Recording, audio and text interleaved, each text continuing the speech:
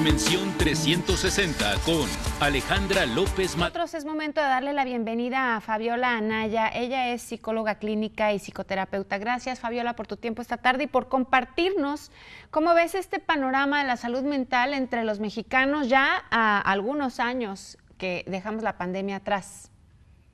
Así es, hola Alejandra, buenas tardes, el gusto es mío.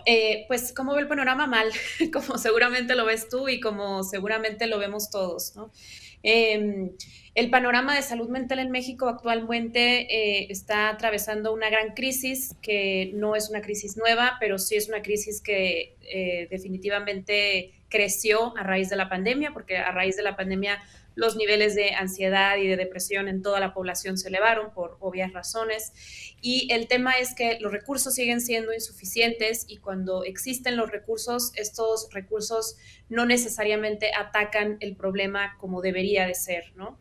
No podemos hablar de salud mental sin hablar de políticas públicas, no podemos hablar de salud mental si no quitamos el estigma social que nos representa incluso nombrar lo que es una enfermedad mental. A la fecha, muchas personas prefieren vivir, ¿no?, este sufrimiento en silencio porque el estigma social sigue siendo un impedimento muy fuerte para que incluso puedan verbalizarlo y por ende atenderse. Y eso es justo lo que compartía yo con Telma Herrera, mi compañera periodista de Querétaro, ¿no? El tema de el tabú o que vemos la salud mental como una situación totalmente secundaria y que esto está haciendo no solamente que la gente no se atienda, Fabiola, sino que además se agrave el problema de la depresión y de la ansiedad. Yo compartía con ella una sola de las aristas, ¿no?, que es la salud mental en el trabajo. Creo que es muy importante, dado que la cultura en México le apuesta a incluso una meta y fin de vida como último fin, el desarrollo profesional, ¿no? Aunque hay otras culturas que dicen no todo en la vida es el trabajo y ya más o menos andamos viendo esos términos acá en México, si descansamos un poco más o si las horas de la jornada laboral se reducen, en fin. Creo que esto es precisamente por un tema de salud mental. ¿Tú cómo lo ves? Totalmente de acuerdo contigo, Alejandra, porque por algo los países que tienen menos índices de personas que presentan trastornos mentales de gravedad o trastornos mentales que comprometan su funcionalidad en sus distintas esferas de la vida, son países que tienen jornadas de trabajo mucho menos, o sea, son más reducidas, son menos horas. Hablaba justo de políticas públicas, son países que toman en cuenta distintos problemas, ¿no? Tienen esta visión de género, esta visión social. Entonces, no podemos hablar de salud mental si estamos encerrados en una oficina 10 horas con una carga de trabajo impresionante y luego llegamos a casa y nos encontramos justo con los problemas que tenemos todo el mundo en casa, sí. Pero además vivimos en un país que está completamente polarizado, donde el nivel de pobreza es extremadamente alto, el nivel de inseguridad es extremadamente alto.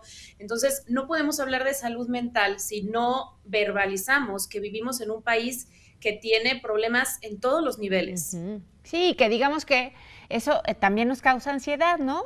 Y por eso te decía que hay varias aristas. También lo que se ha dicho es que el uso de las tecnologías, sobre todo por parte de los más jóvenes, bueno, a ver, que también ya luego la gente de mi edad, ¿no?, los chavorrucos, perdón que lo diga así, pero hacemos uso de la tecnología y constantemente, pero digamos que a los que más afecta es a los adolescentes y a los niños, que cada vez tienen acceso desde más chicos por cualquiera que sea la razón.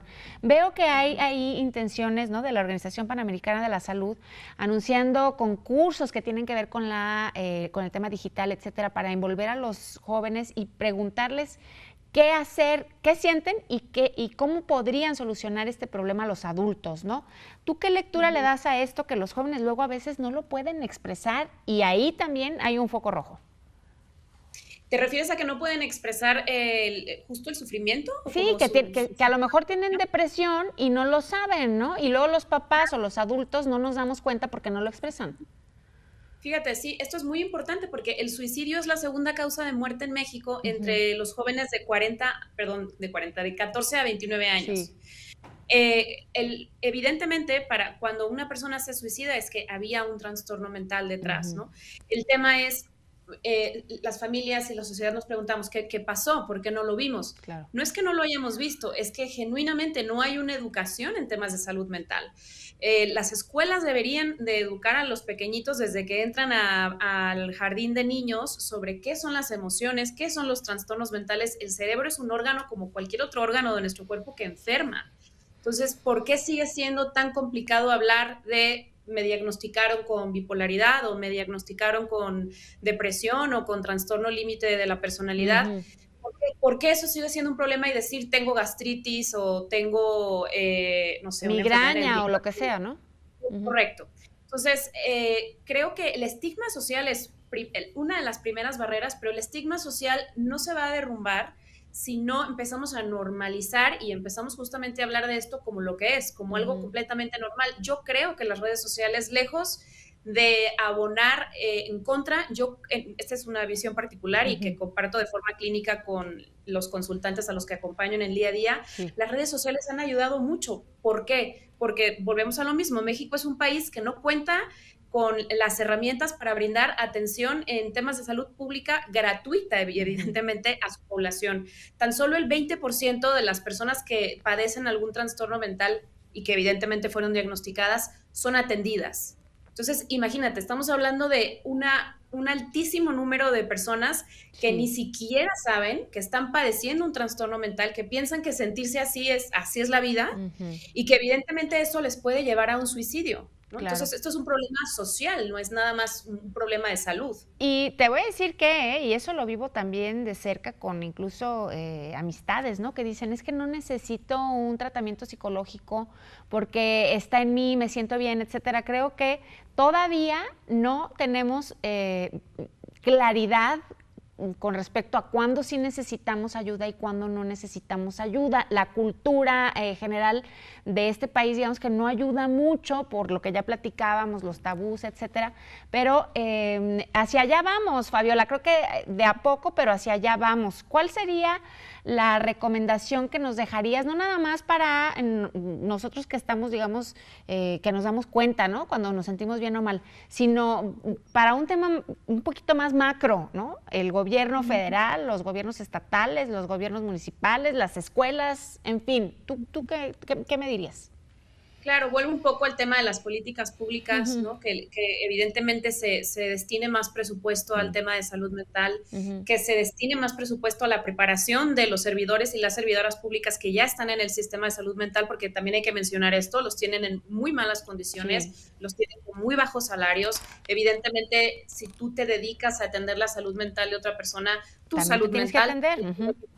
Es correcto, y entonces para eso necesitas un recurso para tú poder atenderte, ¿no? Porque irte a lo privado es costoso, esa es una realidad en México. La gente habla de ve a terapia, pero ir a terapia es un privilegio.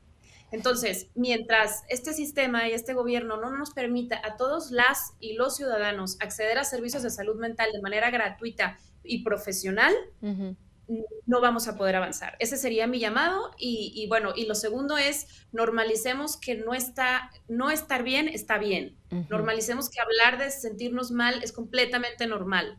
Lo que no debemos de normalizar es aprender a vivir en sufrimiento, aprender a vivir con dolor emocional sin expresarlo y justamente pensar que nadie nos puede ayudar, porque cuando alzas la voz probablemente alguien por ahí te dice, bueno, mira, pues aquí yo fui con esta persona o en este centro te atienden de manera gratuita. Ahora, te decía lo del tema de las redes sociales, hay muchísimos canales de difusión. Bueno, yo me dedico justamente a divulgar a través de mis redes sociales psicología con perspectiva de género y tengo a la mano mucho material gratuito justamente para abonar, ¿no? Para que la gente pueda tener acceso a información que normalmente no tendrían. Pues sí, ahí está el reto. Fabiola, yo comparto contigo esta idea de hay que externarlo, pero creo que también el otro reto que existe es no podemos decir si estamos bien o estamos mal cuando hemos vivido en un tema emocional. Digamos que no puedes decir que no te gusta el hígado encebollado si nunca lo has probado, ¿no? Por ponerlo así como en términos prácticos. Así que, bueno, pues hacia allá vamos poco a poco, pero es la intención. Te agradezco mucho, Fabiola Anaya, psicóloga clínica y psicoterapeuta, tu tiempo y que hayas compartido conmigo esta tarde. Gracias a ti, Ale. Gracias. Hasta luego. Buena tarde. A usted que está en casa, lo invito, se queda con Juan Carlos Zúñiga. Tiene mucho más para usted. Buena tarde.